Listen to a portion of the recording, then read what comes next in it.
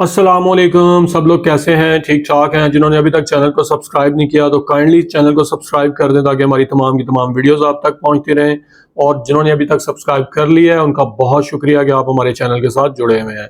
Important एक मैं आज टॉपिक पे बात करूंगा कि एक जनरल कंप्लेन बहुत ज़्यादा पेशेंट्स मेरे पास लेके आते हैं, जिसको सिंपल वे में अगर मैं डिस्क्राइब करूँ तो वह है सांस का फूलना। यानी कि अगर वो थोड़ा सा भी काम करते हैं तो सांस फूलता है।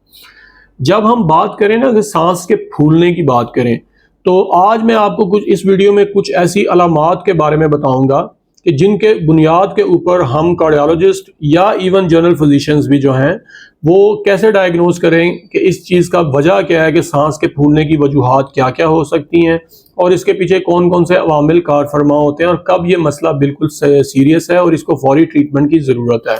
देखिए, सांस का फूलना एक जनरल कंप्लेन है। अगर कोई मरीज मेरे पास आता है कि जी मेरा सांस फूलता है, मैं थोड़ा सा भी काम करता हूँ तो मुझे बहुत ज़्यादा थकावट हो जाती है, मैं बिल्कुल निढाल हो जाता हूँ, तो सबसे पहली चीज़ जो उसमें देखनी चाहिए कि पेशेंट की एज क्या है।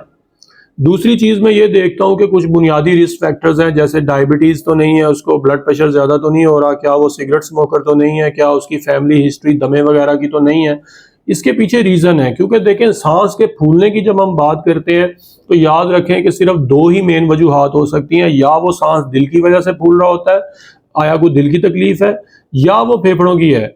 और इसमें डिफरेंशिएट करना ज़रूरी होता है। जो भी कंसर्न डॉक्टर है आपका, कि उसने ये देखना है कि क्या ये दिल की वजह से आपका सांस फूल रहा है या आपके फेफड़ों का कोई मसला है। तो जब ये बुनियादी रिस्क फैक्टर हम रूल आउट कर लेते हैं, पेशेंट की एज भी, और उससे हम पूछते हैं कि क्या उसको फैमिली हिस्ट्री है कोई दमे वगैरह की, क्या उसके मदर फादर में से या बहन भाइयों में से किसी को दमे का मसला है, क्या उसको बचपन में कोई किसी चीज़ से एलर्जी तो नहीं रही जिसकी वजह से भी हम देखते हैं कि सांस तो नहीं फूल रहा।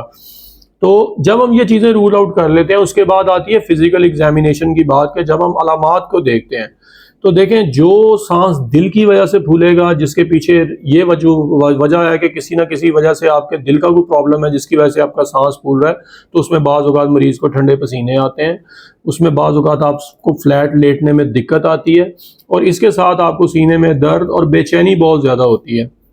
लेकिन उसके बाद अगर हम फेफड़ों की बात करें तो फेफड़ों की वजह से अगर सांस किसी शख्स का फूलता है तो उसमें ये होता है कि कोई ना कोई चेस्ट इन्फेक्शन की हिस्ट्री हो सकती है, कि उसको खांसी, नज़ला, ज़ुकाम या बुखार पिछले दिनों में रहा है जिन्होंने फेफड़ों को मुतासर किया है, तो उसकी वजह से तो नहीं सांस फूल रहा। इस सूरत में भी जब वो मरीज सांस लेता है तो आपको अपने सांस में खुद सीटी की आवाज़ महसूस होती है, जिसको हम डॉक्टर वीज कहते हैं। तो ये टिपिकल साइन होता है जिसकी बुनियाद पे हम फैसला कर सकते हैं कि आया ये सांस जो मरीज का फूल रहा है इसके पीछे बुनियादी रीज़न फेफड़े हैं।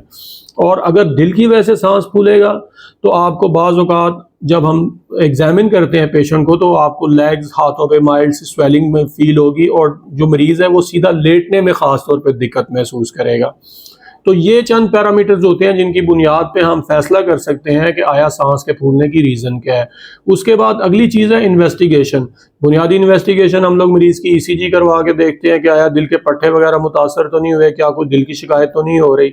और एडवांस स्टेज पे जाके हम एकोकार्डियोग्राफी, दिल का अल्ट्रासाउंड करवाते हैं, जिसमें हम देखते हैं कि दिल के पट्टे, दिल के वॉल, उनकी क्या सूरत हाल है। क्योंकि बुनियादी तौर पे अगर दिल की बात करें कि उसकी वजह से सांस फूले तो इसमें मेन रीज़न होती है कि अगर आपके दिल के पट्टे मुतासर हो रहे हैं किसी भी वजह से, या आपका दिल का कोई वॉल लीक कर रहा है, तो उसकी वजह से सांस फूलता है। और एक टेस्ट होता है बड़ा स्पेसिफिक, हम ये डॉक्टर्स कार्डियोलॉजिस्ट खासतौर पे बहुत यूज़ करते हैं, उसको NT-proBNP कहते हैं। ये बड़ा ही स्पेसिफिक टेस्ट होता है।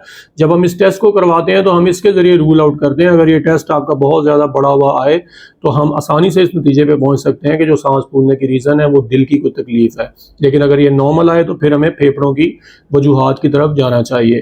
तो ये चंद एक ऐसी टिप्स हैं जिनकी बुनियाद पे हम डॉक्टर्स और इवन कि आप खुद भी ये अंदाज़ा लगा सकते हैं अगर आपके साथ ये कैफियत हो रही है कि आपके सांस फूलने की रीज़न क्या है। वीडियो अगर आपको पसंद आई है तो इसको अपने दोस्तों के साथ ज़रूर शेयर कीजिए। शुक्रिया, जज़ाकल्लाह।